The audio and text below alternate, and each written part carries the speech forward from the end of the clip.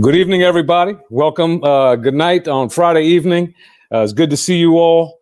Hopefully out there joining in with us. And thank you once again for being with it. My name is George Martinez. And before we even begin, we live in a different world today.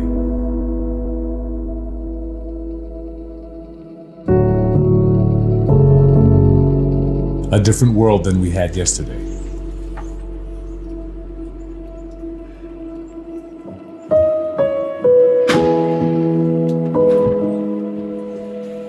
Things may not be what we're used to.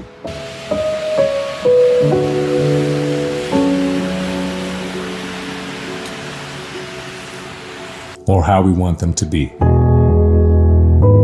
Time for school? We don't know what the future will hold. Hi, welcome to class.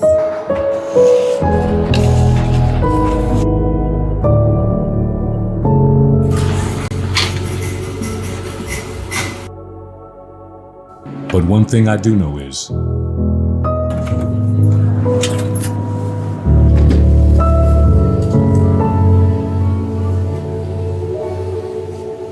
we will rebuild.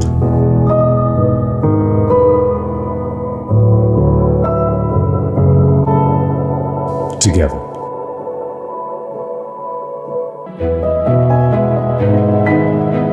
If this past year teaches us anything, we can always do better. We can always do more.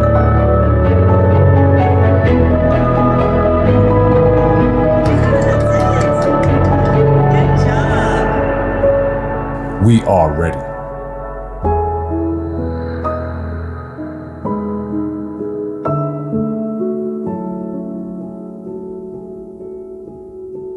Anchorage forward.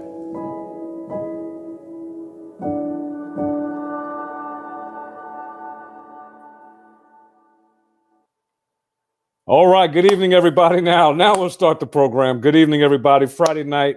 Welcome to the Tell George Live Friday Night Conversation Series. It's been a long day, but as always, we begin every live event or every conversation that we've had, town halls or et cetera, with a land acknowledgement. And so I'll pause and just recognize that I am tonight in Anchorage, Alaska, the ancestral land of the Dena'ina Athabaskan, whose stewardship once was and remains today. Wherever you are, if you were joining us tonight in Anchorage, Alaska, or other parts of the great state of Alaska, or somewhere else outside of the state and lower 48 or wherever else you may be, just give a moment of reflection and a pause to the ancestral stewards of the land that you're on. So thank you, everybody, for pausing with me. As you know, that is vital.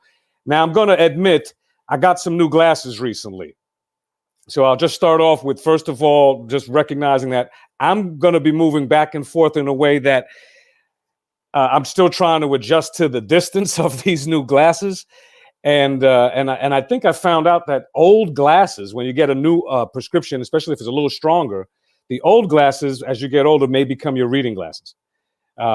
So if that's an inside joke. You got to be a certain eye age to have that one resonate. But right on, everybody. I got a really good a lot of questions that came this week. I would love to share. If you have any questions or thoughts or comments tonight, please feel free to reach out. Good evening, Blaze. Thank you. Good to see you. I'd love to have your voice come on. Let me know anytime you want to just lift up and open that wonderful transformative energy through the voice that you have and your talents. Would love to have you on any of our broadcasts, any of our performances. And then also, Blaze, we're going to be doing some really great events this month. So I'll reach out to invite you as well and other artists in the community. As folks know, I'm deeply connected to the arts community. I think it's a vital component of what's going to move our city forward. Both in terms of the economic engine that it helps to support, but also the quality of life and the vibrant and the thriving energy that really is going to not only lift our spirits once again, but it's going to make our destination Anchorage that strong space to want to come visit again when we get back on that. Right on. Let me pop that. Shout out Blaze. So we'll definitely make that happen. But Anchorage as a destination, right? And the cultural elements of what we have in our city, something I'm going to talk a little bit about today as well. Some questions that I received this week to come on. But I also wanted to recognize that we are still in, this is Black History Month, everybody. Right. And as we always say, and as at least I've said on any in the past, but definitely on the last show, the last broadcast, that my disposition is we're really going to achieve the call for that greater place of that beloved city when we're celebrating Black history every day. And we don't need a designated month, but we'll take it. We should always remember every day the contributions of all of us in an inclusive way. And that's one of the good things, that there is a difference in the national tone with respect to the nature of bringing people together. I think it's an important part of what we're going to move the city on. I know it's part of the foundation of what my professional career has been built on, bringing people together in that diplomatic way and the community development way, both for the State Department internationally and here in our city. And I believe that's the number one thing that's going to be required in the next mayor, to be able to bring our city together, the divisions, and break those things down, turn down the noise, and bring people together so we can move forward. It's not about left or right. It's about going forward at this point. And I'm focused on that. And I'm the most qualified person to deliver that. But Black History Month is a time where what I'm describing for me is the way I continue to participate. I have a long personal career of getting involved in community issues, community engagements, things that spoke about, my ability to survive, whether it was racially motivated stop and frisk in the city that I grew up in, tactics, and or whether it was making sure that we continue the legacy of the Voting Rights Act and voting in the spirit of John Lewis and those elders that came before us. All right, so here we are in Black History Month. And there's a lot of celebration going on. There's going to be a lot of reflection. It's really about the springboarding forward into the call to action for building this beloved community.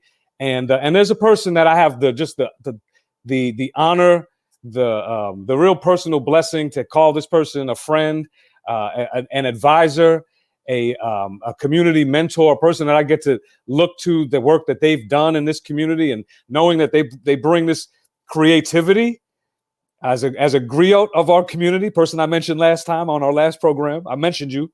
I know you're about to come on, but and they also bring the knowledge of the history, the history of both the struggles for civil and human rights, but also the history of the Black history of Anchorage specifically, and the legacy of so many of the pioneers that helped to move the city in the diasporic way.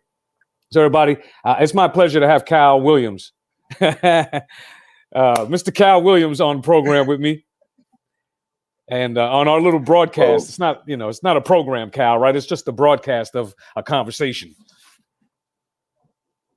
All conversations matter. Mm-hmm. Thank you so much, George.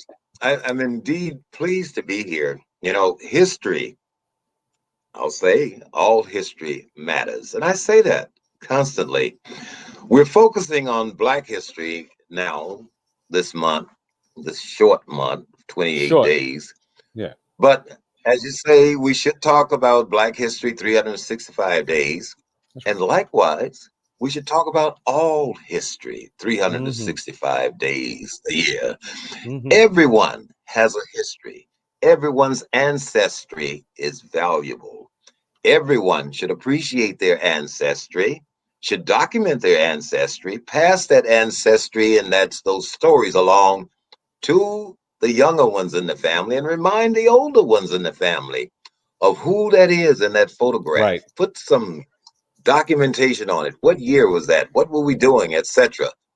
Because it's extremely important. If we appreciate our history, we are less likely to be envious or hateful of others.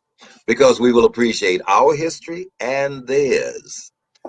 And in our This city, month, especially, Cal, yeah, in our city, especially as diverse as this city, to bring then those histories into the space where we can collectively share and learn and grow both the mutual respect, the bonds of friendship, right? But deepening that's really our opportunity in this city because we are small enough to be able to share each other's stories.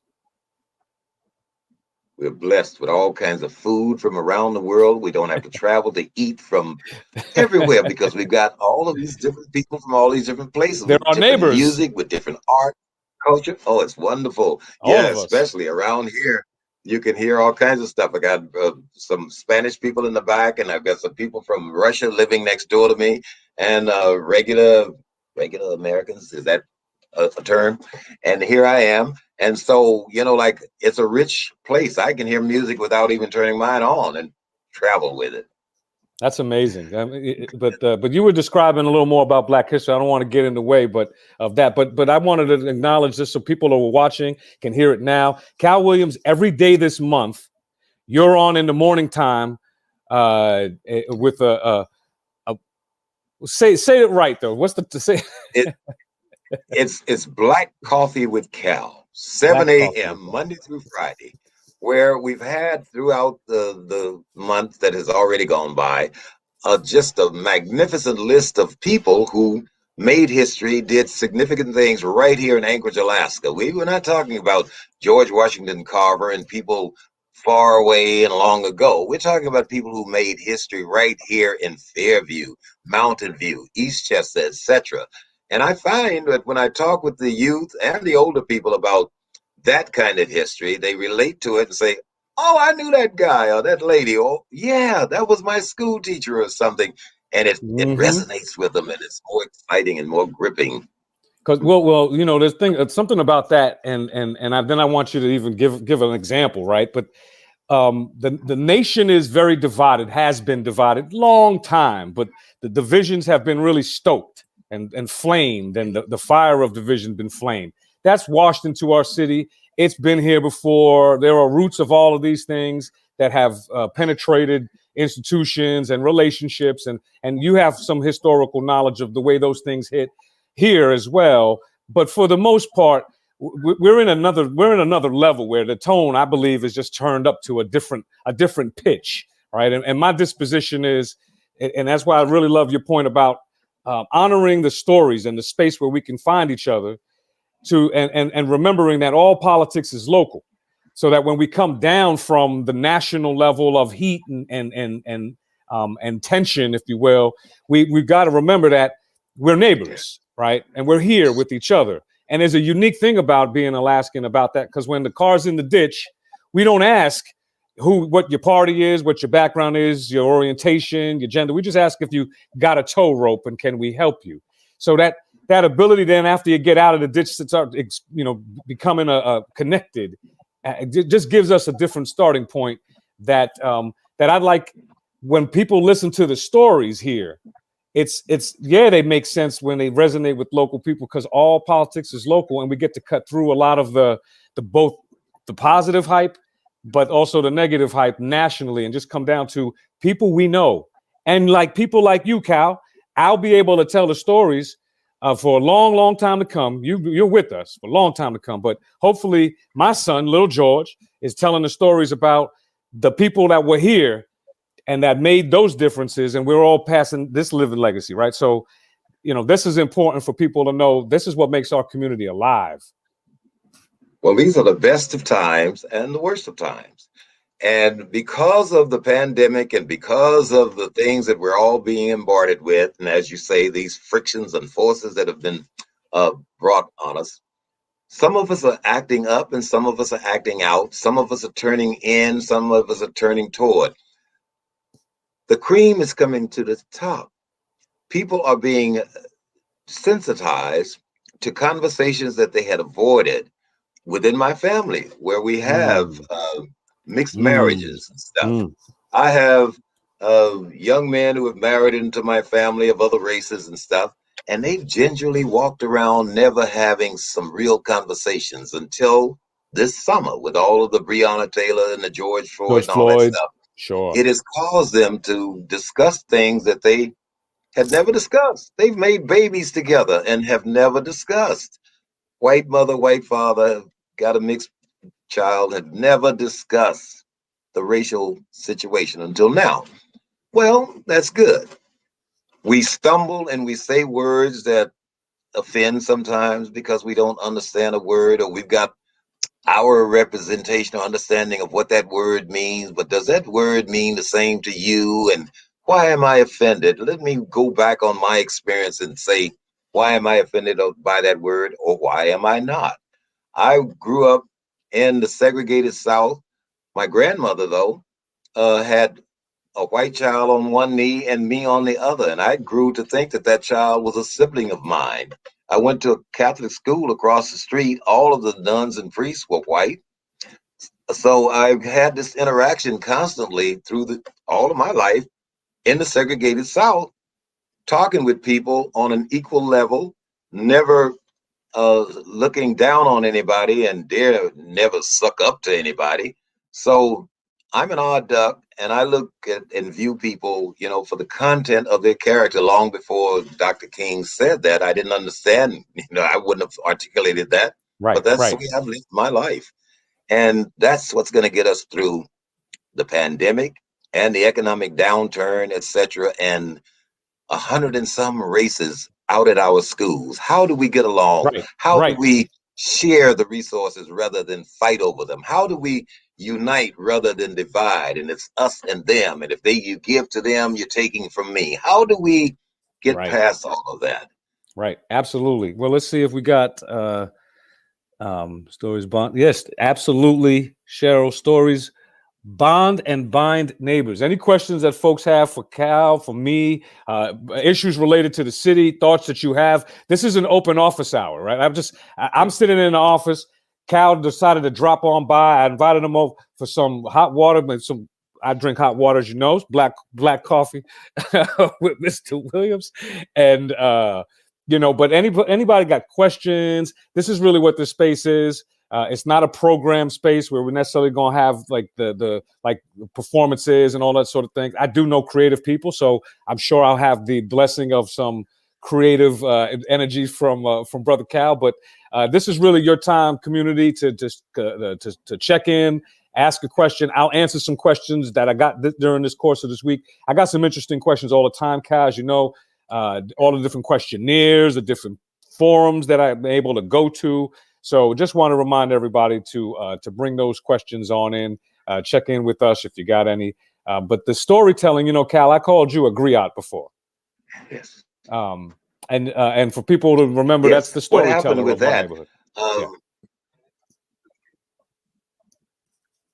Indeed. Well, all my life, like growing up, as I said, in the segregated South, born in the 40s before television, there was a man named Mr. Griffin who used to tell us scary stories at night.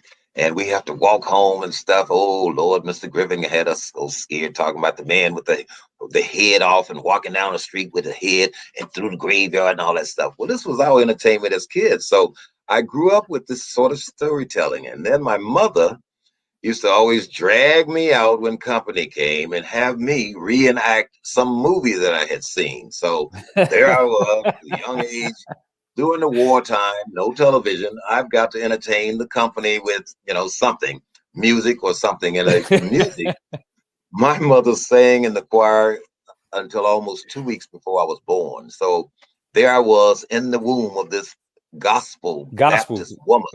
Oh, Lord, this woman singing in the choir, all that gospel music. Now, bear in mind, I was in the womb and destined to become a Catholic. So there I was, a future Catholic, and they're listening to this gospel music and stuff. I learned to appreciate later the fact that I did go to the Baptist church with her at night. So at 8 o'clock in the morning, I was a Catholic singing Gregorian chanting. And at 11 o'clock, I was down at Allen Chapel singing hymns like, Yes, Jesus loves me. And then at night, we were over there singing, Down by the riverside, down by the riverside. So all day long, I was infused with, these various types of music. And now I appreciate and love all music. Every Mm-hmm. music you'll find in this house. Mm-hmm. Well, And right on. that's what we need to do as a city, where we have all these different people. We need to embrace each other's talents, Mm. skills, food, friendship, and we will get through this. With 90 some people, we don't want to be a melting pot. We want to maintain our flavor so that everybody can enjoy the gumbo. Keep your spice, let me keep my spice, and we will spice up the place, and everybody will have the good gumbo. That's the way I try to say it. Well, I mean, I believe in that. Obviously, I stand on the shoulders of that as a bridge builder, standard bearer, and as a person who comes out of that diplomatic background of bringing people together. And I agree. The number one thing that the city has to do now to move forward is to come together, right? It's to really, and that's why I go back to those that tension, that heat that comes from outside is really still stoked up in our community. I'm focused on turning it down and making sure that we can focus on rolling our sleeves up and getting things done. Cal, hold on for a second. I got a question that I want to make sure I bring up and address this. So let me just answer a question here. This is a really good question. Hey, Tim, good to see you tonight. Thank you for coming on. And I'll read it out loud. With the recent announcement of the retirement of the current Anchorage police chief, what qualities are you looking for in the next leader of APD? Great question, and it gives me the opportunity, Tim, to announce that this week I'm one of the beneficiaries of the Anchorage Police Department Employees Association's financial support for this mayoral election. So they decided to support, like other organizations, multiple candidates, and I'm received their support as well. I'm really proud of that, Cal, because That's a good thing. well, it really is, and so, Tim, I'm going to answer this question, but I'm also going to highlight something that, my relationship with APD here is based on a few really important elements. So we have a very deep relationship, and it's primarily based on the mutual understanding that the police cannot operate from an us versus them perspective. So first of all, there's a mutual understanding of that at the organizational level, and I can see the difference. Again, I grew up in a city where I am the survivor of racially motivated stop and frisk tactics that are illegal. And I recognize the traumatic damage that does to communities for over years and time in terms of eroding that public trust. So that's first. So I recognize that we have an opportunity here in a different way. Secondly, my relationship is based on a practical nature of, after we agree upon that, how can we all work together to make those things happen? So for folks who don't know, so just full disclosure, I am a member of the Anchorage Cops for Community Advisory Board and have been since that organization founded.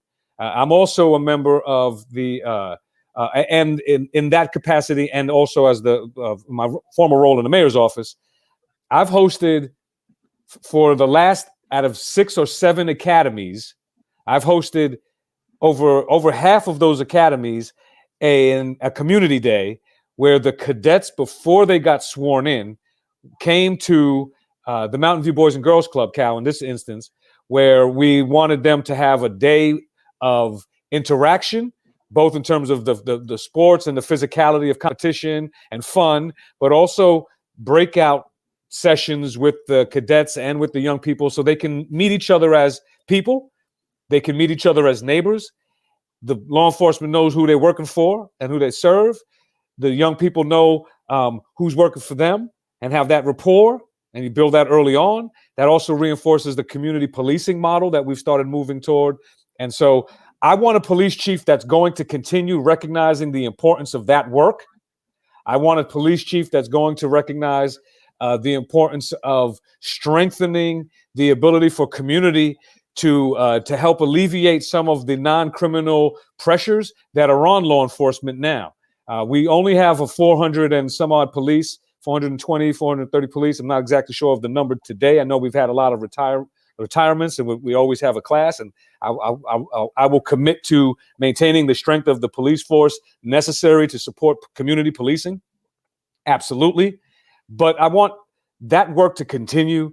I want innovation to be part of what we're looking at in terms of how can we improve both the ability to reduce pressure on law enforcement, like, for example, Tim, supporting the investment of the mobile intervention team and public resources to go into adding social and mental health workers and taking those calls away from the kind of the law enforcement response. Right. So there's those types of investments I want to see continue, but I'm open to listening to the voices of the rank and file. I'm open to listening to the voices of the community. Obviously, the voices of the different parts in terms of the leadership of our city, and really come to a space where we're finding the thing that I'm amplifying, which is a chief that's going to help us continue to bring our community together. It's going to be culturally responsive, and is going to continue the high level of accountability that we know the force has, and we do a really pretty good job on its face now. So there are some great people in our community, and to the chief's shout out to Chief Dahl. There's a person that raised rank and file, and even shout out to McCoy. Right, McCoy is going to be Deputy Chief McCoy is going to be reading tomorrow with the I think the Saturday morning Black History Month reading program. Right. Yeah, and so Deputy Chief McCoy is phenomenal. Another rank and file person. These are just good people in our environment. They got good insights to kind of what's next, and I think you listen to all those voices, Tim. Absolutely, yeah. And I had these conversations directly. I'm not shy. I mean, I received the financial support from APDEA, with everyone knowing that that's one of the things I'm going to constantly maintain. A very strong vigilance of making sure that our police department is responsive. I know that they want to be, so it's not a conflict. Like, I really believe we're in this together, and I believe that when there's an issue, we can fix it. I know that there's a responsiveness that we have to continue to improve upon, for sure. But yeah, absolutely, I have faith that, to Cal's point, we can all find our way to work together and with our law enforcement and demonstrate the way a strong community looks when we all work together. So, and I'd like to add that we've had such a chief, former Commissioner of Corrections, Walt Monaghan, was chief of police at one time. Prior to that, he was Sergeant Walt Monaghan, and under that title, I worked under him when I headed the Neighborhood Crime Watch program. I had a little contract doing that work, and I got to know that man. And he told me one time that, he's native, part native anyway, or something, but he grew up in Bethel, and he was small in stature. And he told me that when he was walking the beat on 4th Avenue, he had a big, burly cop with him who loved to get a little bit physical. But Walt, because he was smaller in size, he didn't really like to get physical. So he would talk to the guy and give the guy respect and walk him right on out of the club and into his car and on his merry way. And Walt had this idea that if you give respect and stuff to people, they will give it back. And he had this notion of community police work. And he set that tone. And so it's still there. That notion is still there. Chief Dahl has picked it up. And you mentioned the deputy chief. He definitely understands it. He grew up in Virginia. And he told me that he had to be talked to as a child about how to conduct yourself when the police stopped you. His parents gave him the talk. So he's an understanding guy. There's good opportunity here for good seeds. And there are thousands of things that the police do every day, good things that never get reported. Right. Absolutely. Well, The I mean, one that's thing bad yeah. that they do, and there it is, you know. Well, I So mean, it's part. They know it. It's part of the. It's part. It comes with the job. You know, there are a lot of jobs too. You know, and there's a lot of there are a lot of funny sayings in politics. One of them is, for example, like no good deed goes unpunished.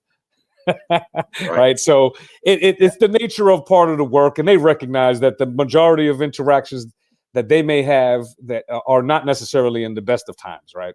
But they do. But we really do have a good police force. It continues to want to improve. I respect that. But there's another part of this question. You know, the I was asked a question around the nature of recruitment in terms of APD.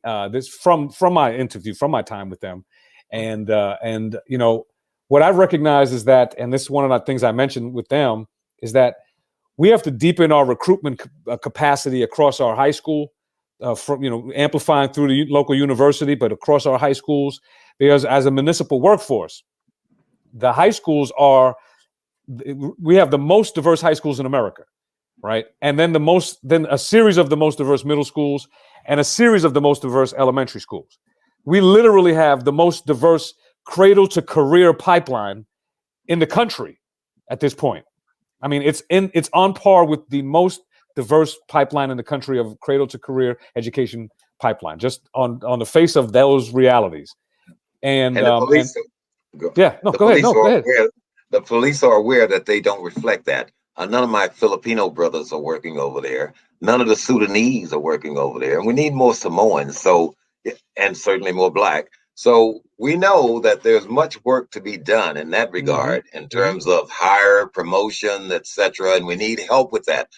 But that help also goes with mentoring young people, young women and men, to want to be policemen. If somebody came to me today and said, Cal, we're looking for 3 policemen, can you refer somebody? I'm stuck. I don't know anybody to refer. So let's get busy finding somebody to refer. The good news is, I would know. You may check in with me if you had that question, and I may know somebody, and I do know some young people, because there, Good. because there are programs, there are, to your point, opportunities to continue that kind of pipeline of exposure to jobs, right, and to Right. these types of jobs, and we're really talking about building the capacity and making sure we have our department is across the most professional, most qualified department, and we want to maintain those highest standards of possible. But our pipelines are not necessarily aligned to what we have, and we have the most diverse high schools in the country. That's what we have. So when we start to really build in the apprenticeship opportunities, the exploration opportunities, the experiential learning opportunities to all of the different types of jobs, municipal, public servant, first responders, the things that we necessarily need to build replacement parts, no matter who, from Right. within our school district. Yeah, I mean, that's Yeah. going to help us hire locally and grow our local capacity anyway.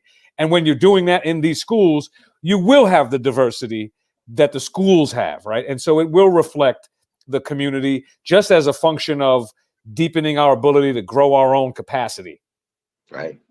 Yeah, yeah. Let's see if we have any other questions from folks. Please feel free to check in. Cal, I really just wanted to go on this thing for 35 minutes, 40 minutes.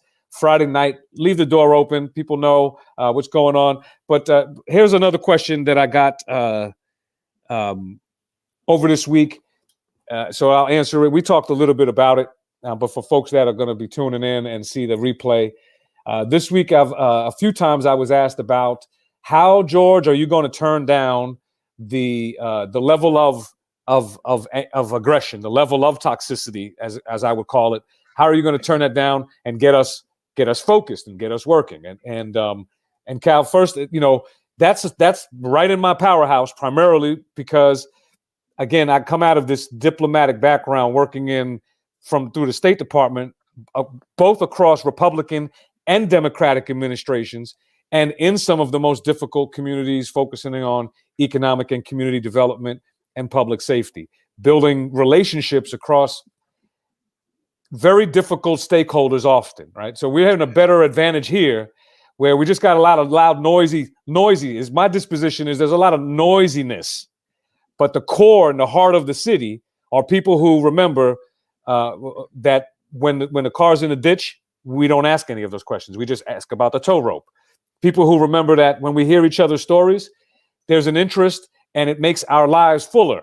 And people who recognize that that all of our kids have exposure to to like you've described so many languages that it only makes our children and our young people have a greater opportunity to participate in the global economy anyway. So we have all of these really great assets normally that are connected to what this looks like. And my disposition is first you recognize those things, you don't get involved in the loud noise, and you cut through it with a call to turn it down and to roll our sleeves up and work. And to do that, you got to have a strong work plan and give people the ability to this is what we're going to work on, and let's go do that together. You've been involved in some of those things where it got loud in the community, and then work came out of it, and you did something, and people got together, and it helped to bring people back to the space where we could again find each other and then move forward. Give us some historical background so people know that this is exactly. Every once in a while, it gets a little loud, and we got to get back down to the core. And I'm bringing that now. But tell us a little bit about times in the past where you've seen it in this city and what the responses were. Well, when I first came to this city, coming from the segregated South, as I said, I found that the social interaction between, there were only two races, three actually, native, black, and white. Three races basically here.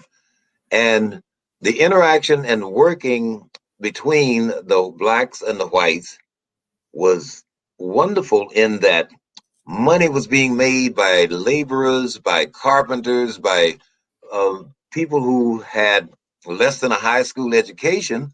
A guy would walk in with blue jeans and mud all over himself and pull out a big wad of money and say, "Round of drinks for everybody in the house." And you'd be walking. That's quintessential. Down the street. That's quintessential Anchorage right here.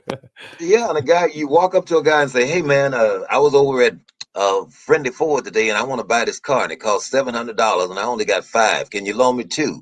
And the guy would say, "Well, I only got one on me, but go by my house and look under the scarf there. I got some money under there. Get what you need." And the door would not be locked. You'd go by this guy's house, get what you need, leave the rest of the money. And that's the kind of the way we had to survive and pull together when we had less resources. Then along came the oil pipeline. Brought some people in here with different attitudes, racism, etc., crime, drugs, etc., kind of drove us away from our core of frontierism, Alaskan, Anchorage. We're all Alaskans together. You couldn't lock walk down arms and work together kind of vibe. Right. Yeah. If you were walking down the street, cars would be stopping constantly. Hey, you need a ride? No, I'm just, taking a walk. Huh? Get in the car. Jogging would have been out. You couldn't get anywhere. Everybody's offering you a ride back in those days. You'd be rude to not take it. Yeah. And then we had the big friction over the naming of the Martin Luther King Center. That ripped this community apart for the longest of time.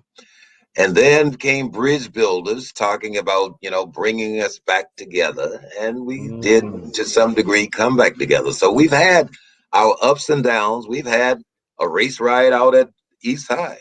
My niece got slapped and she went to war. She don't fight like, she was hooking it. And for 3 days out at East High, we were out there trying to calm the waters. Well, it's calm now, you see. In fact, that was a while ago, though. That's not recent, right? That was a while ago. Oh, no. We're talking the 70s now, or might have been late 60s. Right. Don't get scared. Don't get twisted. Right. Just making sure everybody knows we've come a long way. There's work to do.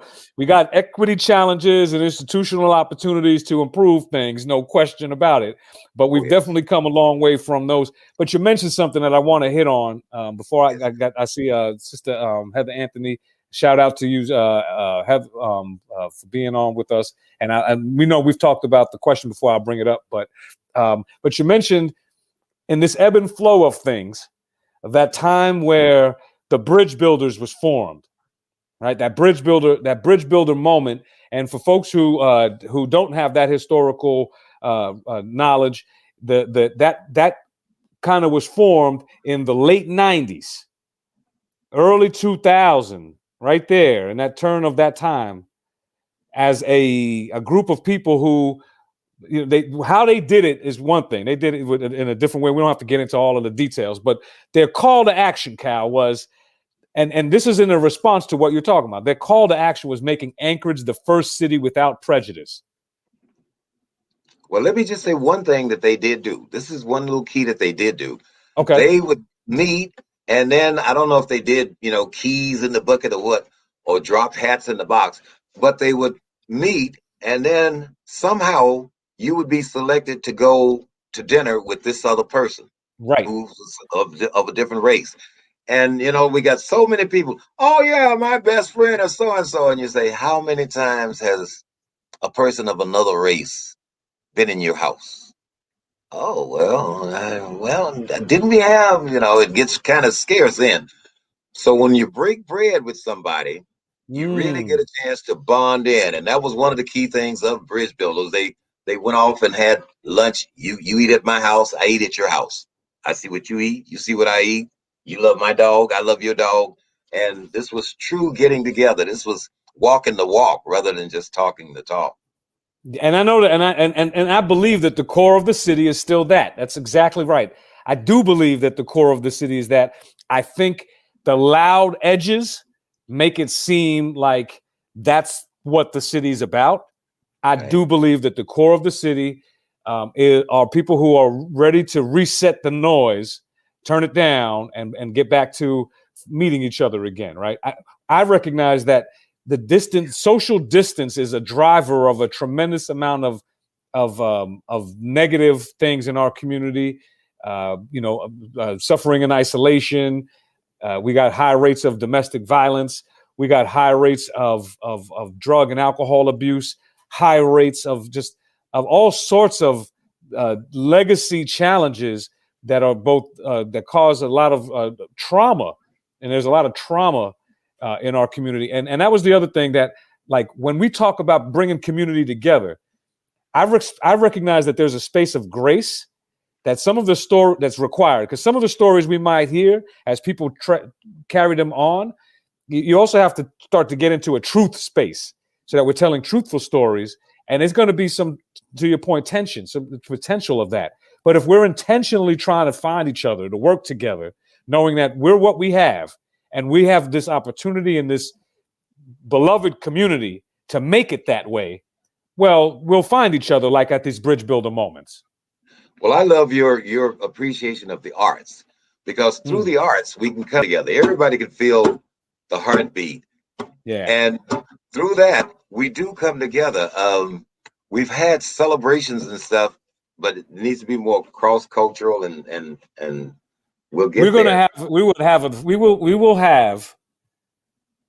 Well, see, I do, and that's the point. Anchorage is full of such tremendous diversity of backgrounds, ideas, diversity of the way people experience the events and the happenings in our community, and I think all of them need to be honored. To your point, every history matters, but I want to make sure that everyone knows my administration is going to be inclusive, even to the people that may know we're going to disagree. Disagreeing is not the end of the road, right? Disagreeing is a point in a continuum of what we're trying to accomplish. And we may have a disagreement, but if we could go back to that point, disagree with dignity, find our value of what's important and what we can work on, we'll roll our sleeves up, we'll move forward, and we'll get things done again together. And we'll be able to start to push some of that loud noise back down to the edges where it really needs to belong, because the heart and the core of our community is not in the loud noise. It's in the hard work. And we advertise the good news. We spread the good news. We had a play over at my church, and there was Samoans and blacks in this play working together. And I told the news about it, the media, 4 weeks ahead of time. They couldn't get there. Had I called them and say, "Hey, there's a fight out here between the blacks and the Samoans," they would have been out there in 20 minutes with cameras. So we have to make You sure got to that tell this the news right. gets recorded as well as the bad. Well, you're an old media person, so you've come out of media. And you know the importance of telling the stories. And for our campaign, for example, there's been omissions, as you know, in reporting. And at this point, omissions become voter suppression as well. So there's some real important accountability as we're trying to, to crack the noise of what's driving our city apart. I'm trying to do that with the work plan and bringing people together, laser focused on putting money back in people's pockets through infrastructure, jobs, tourism, and making sure that every neighborhood is thriving and our children are healthy and successful. But but we got to work together. We got to keep focusing on that. And Cal, you're right. There's a question here. Let me answer it around arts and education. What could be done? Well, first, my administration will recognize the creative industries and the culture and the arts of our community as part of the economic engine, and we will begin to amplify that with a series of work plans that already has been designed. People have bought into it, and essentially there's the ability for Anchorage to move toward having its own local arts council that will give us the ability to leverage some of the dollars we don't have access to because we don't have that infrastructure in and of itself. That'll help us amplify the support to support our local artists and our local creative community. But let's go further. Tourism and destination tourism is critical. So we want to make sure that we also, when people come to Anchorage, we want to make sure that they stay a little longer and go a little further. And the way you do that is harnessing the creative energies and the diversity of the backgrounds and the cultural differences, and bringing that all in together, especially our Alaska Native culture that is underrepresented in our cultural tourism. So you bring those things together, create a richness and more public opportunities for the small creative business owner, the small entrepreneur from a creative enterprise to have access to the marketplaces. I mean, just think of right now, last week or so, the Saturday market, downtown market is not renewing their lease, right? So they're pulling out. Right. Yeah. And so it goes back to the nature of we have to build it ourselves and invest in these elements. We have all of the natural resources here, the raw elements of the diversity of ideas and creativity. Bringing it in has to be important, and I think you give access to the youth. So let me just give to Heather another thing that I've done that I want to continue to drive a little deeper is when we give young people the ability to create and show their talent in the public space, we give them the opportunity to grow stewardship and responsibility over those public spaces. We also give them the opportunity to have pride in their art, in their city, saying, I did that. This is mine. This is my city. And we want that. That's powerful stuff, man. That's the engine of tomorrow when we invest in our young people and they feel that way. And we've done that with the downtown trash cans. It's there are art for the next 4 years. ASD students will be painting 10 trash cans a year, and they'll be coming out downtown. There's more things that we could do, and there's more things that are in the works. But that's one way that it's directly, we could see it now. It's been happening for 2 years already, and more to come. And just imagine when we unleash their talents in our city, how much more vibrant we're gonna be. And the next big creative innovation might come from here. Matter of fact, Cal, I got another thing to share as creative innovation. I just want to shout out another supporter of mine. There's another person who worked on really important voter registration stuff in the community, and but his name is Alan Erickson. And when we did this work with Our Time with Eleanor Andrews in 2008, Alan Erickson was a filmmaker at that time, and so he was creating film for us and working with Eleanor and media and that sort of world that she was involved with. But then he went off and did some HBO things and just kind of built a little career. Really nice. But he's a kid from here, went to school here. Well, Like it.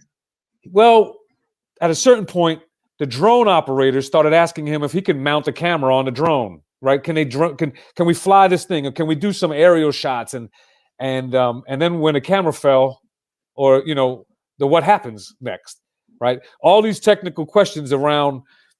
Well, wait, this seemed like a good idea, but now this is too heavy. The camera's worth too much. Well, he developed the ballistic parachute for the drones to be able to pop the parachute out in case of an emergency where it's going to crash. So that those cameras don't break anymore. The drone drops. Right. Oh, He's still here in our community. He has a shop down on Tuttle, and he grew this technology right from Anchorage. Well, I'm focused on new industries that are emerging from our creative industries right here in our city.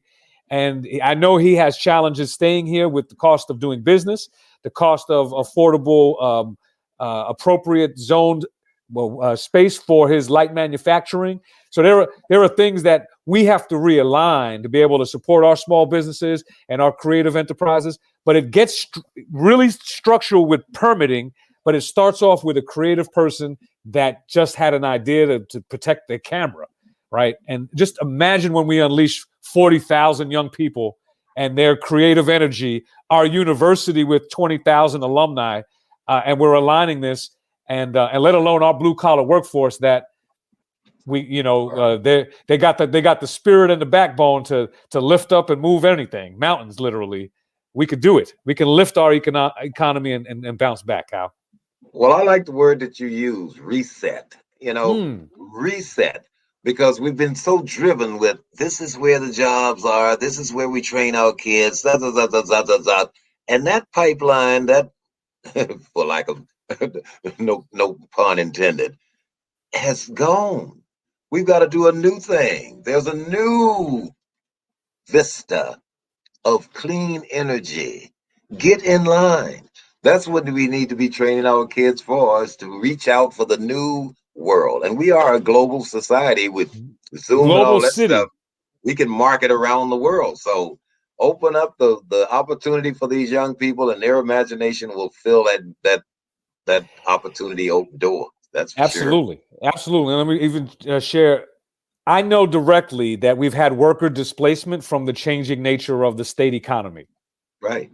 Our city has had the brunt of the worker displacement, and I focused on making sure that our libraries became job shops as well. That we invested, and we found outside resources, grant money.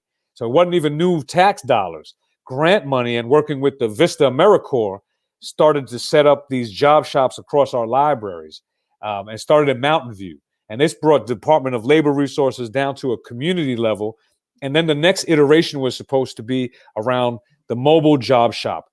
But the point of this is we have to be a city that responds to the needs of the shifting workforce for the displaced labor, our Right. workforce, and help them get back into a trade, upskilled into a trade, deepening our, and I mentioned before, apprenticeship programs, deepening those opportunities.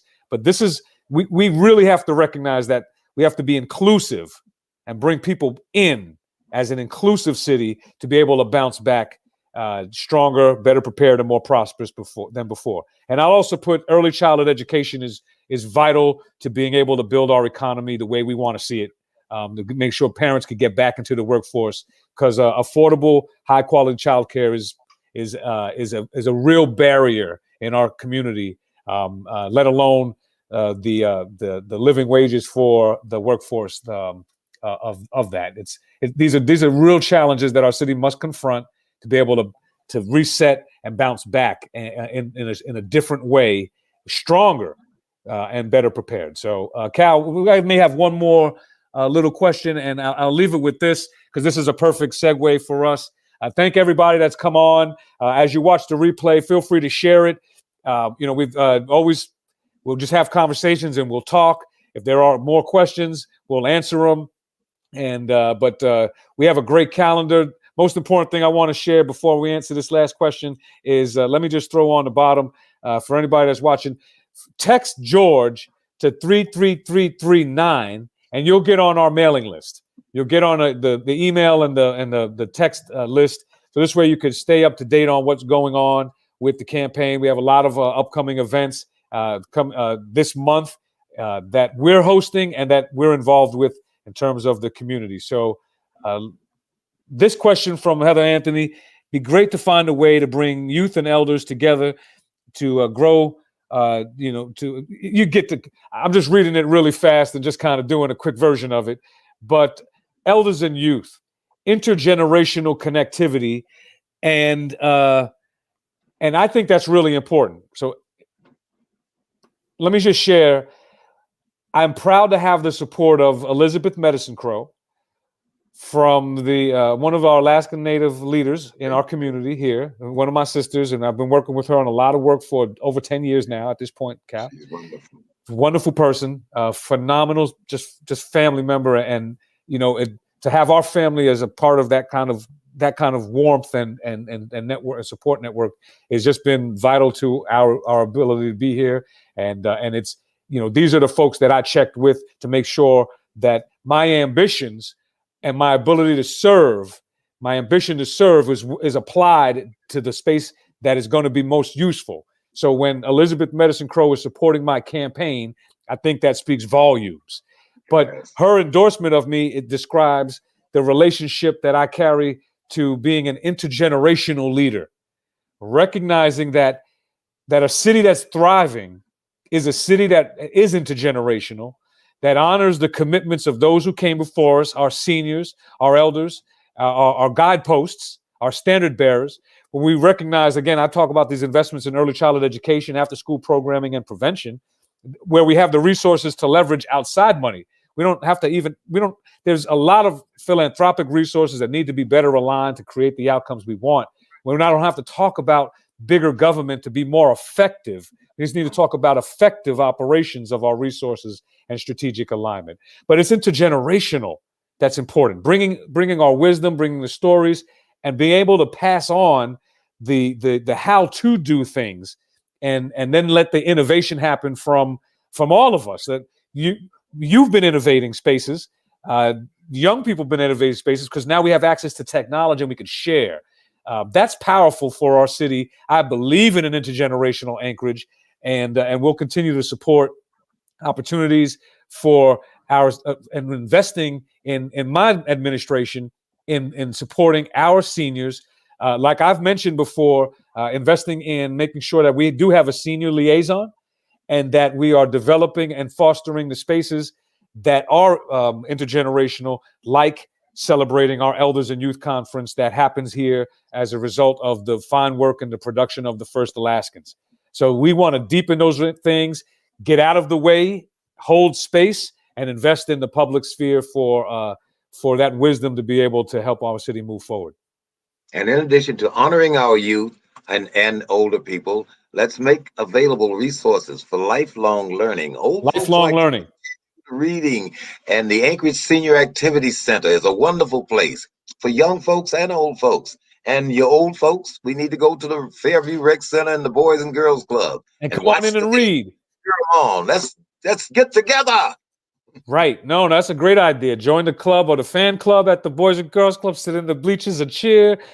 But the reading aspect, I mean, these are really important things. There are tremendous opportunities for us to just deepen our investment in civil society's ability to be responsive to the needs of our community. We don't have to grow new apparatus of local government to have the mayor's office and the administration helping to convene the resources that are in our community, prioritize these resources and the investments, and then leverage that. That's what we could do. The municipality is a leverager to bring new resources to those resources that are already on deck.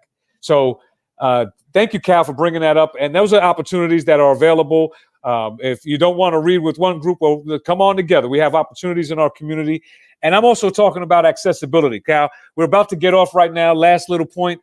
Jennifer Brown, thank you. Love your ideas. I'm with you. Jennifer, I appreciate you. And just want to share the good news with everybody else out there. There is an independent alternative. There is an independent choice in this race. I am a nonpartisan, and my vision and my focus is bringing people together to get things done for the benefit of our city, rolling our sleeves up and working for what's in the best interest of our community. We won't always agree, Cal, right? We'll disagree with dignity. We'll find our way forward and we'll get things done. But join with me on this campaign to reset, rebuild, and rebound our community stronger, better prepared, and more prosperous. I'll see you next Friday. Send your questions, send your comments, and thank you, Deshanna York. You know what time it is. You're a chief leverager, and we're going to continue to look what you do and all of the work that you bring to our community. Thank you, everybody. Cal, always a pleasure to see you, and we'll see everybody next time. Cal, Monday morning with you for the rest of this month, every morning, 7 a.m. Where can they find that? So as they tune into this, they can find you. Okay, the link is on the Alaska Black Caucus. Next week, we're going to have Herb Turner and Roscoe and the Bellamy family and Richard Watts, who was the first African-American to work at Carr's Quality Center, the first black man to touch the keyboard. And then Cal Williams is going to do a thing on the 16th. It's going to be wonderful all through the month. 7 o'clock. Get the link on the Alaska Black Caucus. Join me for Black Coffee with Cal. Cal, you mind playing a little rhythm as we just play it off for 20 seconds or so, and then we'll just fade right on out? Well, here's a song that I wrote. You ought to go out and you vote. Go on and vote. Here's a song I say to you, and you know what you got to do. Go vote. Go vote. Hey, everybody, don't forget, go vote. It's the power that we have, and we'll see you next Friday. Please share the word, and don't forget to text George to 33339. Take care.